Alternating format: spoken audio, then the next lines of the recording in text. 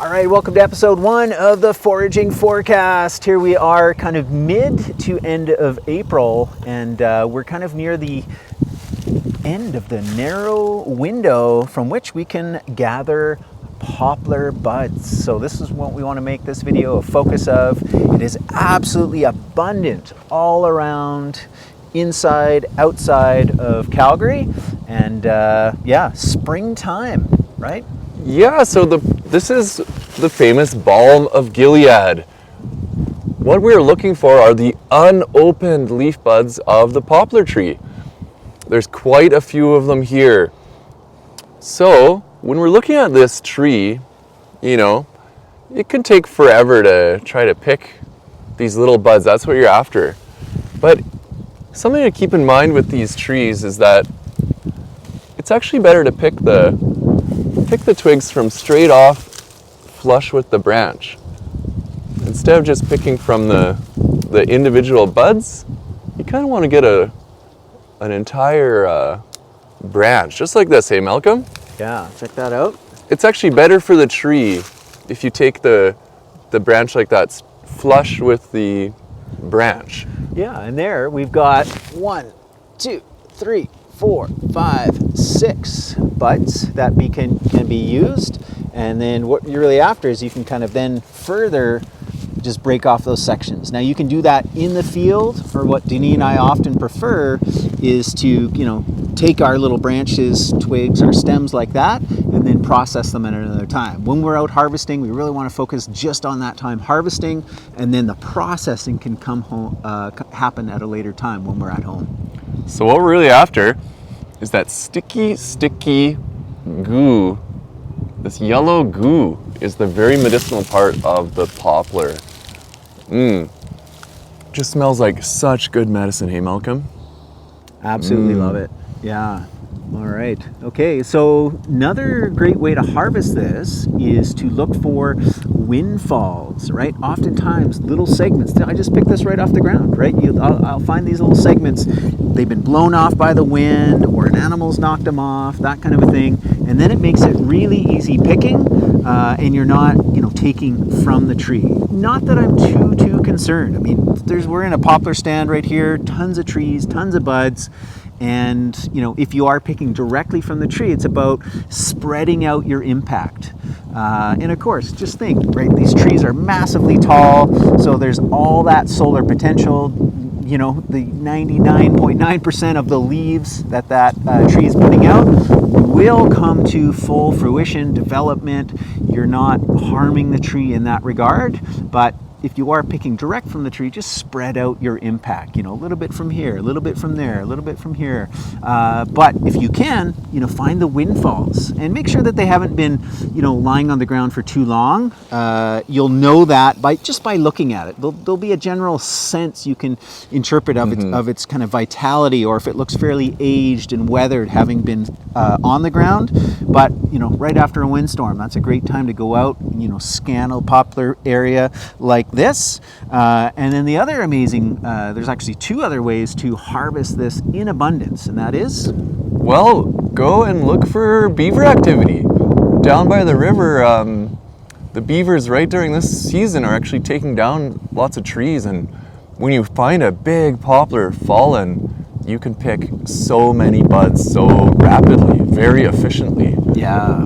And so the other way is to make friends with your local arborists and keep your eyes out when you're just driving around in the neighborhoods, because these poplar trees are being taken down quite a bit in Calgary. People consider them a weed, right? Yeah.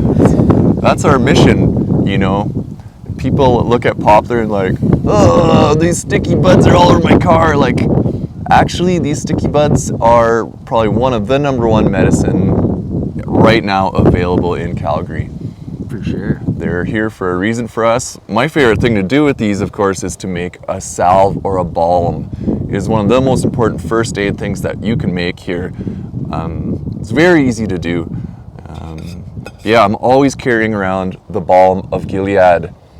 I've used this innumerous times for first aid situations, whether it be burns, whether it be cuts, because it'll stop bleeding right away, And whether it's Cuts, scrapes, even sprains, right? Yeah. Because it's got this analgesic pain relieving property. muscle pain, joint pain, And not the least of, just to carry this around and like yes, little aromatherapy. totally year round. Once you harvest, this is the time. Harvest what you can, and then prepare it into a medicine that you can use throughout the year. This stuff is also very useful to be taken internally. So you can make a tea with this stuff. It'll be so good for any kind of sore throat, cough, congestion. You'll see, you're going to expectorate. Expect to expectorate. So pour some hot water over them with, I usually use a compostable cup, Malcolm? Because the sticky bud's gonna wreck anything you put in it, basically. And then add a little honey, drink it as hot as you can. You'll see, you're going to feel your lungs then open up. You know, for me, it really makes my voice open up too. It's super neat if you're hoarse from, talking too much. Yeah. Okay, so let's talk about things that might look like poplar. How do we know we have the right tree? Oh yes. So versus basically it's poplar versus trembling aspen. Yeah, those are the only two that you could even remotely kind of confuse for each other. They have a similar type bark. The aspen is a lot smoother bark, more white. And the buds are teeny tiny. On the aspen. So the what- poplar is what you want because they're much larger buds. Now, if you did accidentally just pick aspens, again, like Denise said, they're going to be super tiny. Wouldn't be a big deal. Wouldn't be a big deal. They got very similar properties. You can use them similarly, but you want the poplar because of the larger buds and more resin. And and especially in Calgary, they're more common and more abundant than the aspen themselves. Once you get out into the mountains, maybe you're in Kananaskis or that type of area, you probably see more aspen, and then you really got to look for the poplars. And in Calgary right now, we are, it's a lot warmer than in the mountains. So this is the thing, as we go through each month, we'll tell you as early as we can, or even ahead of time, what you want to be kind of keeping your eye out for, when it'll be ready. And in this case, like you say, it's a little bit warmer in Calgary, a little bit lower elevation. There's many of the plants you can kind of chase the season, right? So is it a north-facing slope versus a south-facing slope? Is it high elevation versus low elevation, or just into the mountains, into Kananaskis, a much cooler environment? So maybe you miss it in the city, but you drive out of the city and it's like, there it is, perfect timing. Yeah. Well, these poplar buds, they are one of the most valuable herbs on the herbal marketplace right now. And we have them everywhere here. So this is going to be your first foraging forecast video. We hope you like it. We hope to see you get out there and get your fingers sticky. We want to see what you make with this stuff, and let us know what you would like to see in this program.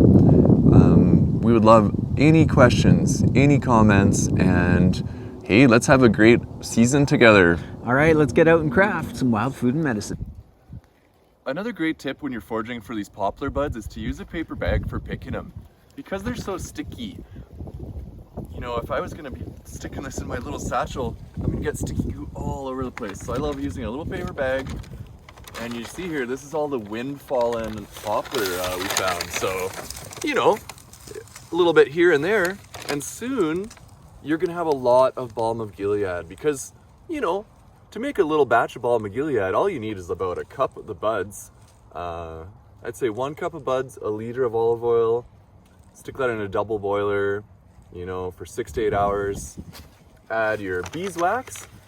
It's 2 parts olive oil to 1 part beeswax, and once that's all melted, strain out those buds and pour them in some jars and you're good to go. So, even if we find this much bud today, over the course of a few days of finding this, we'll have a lot of bud. So yeah, that's your tip. A paper bag is the bud forager's best tool.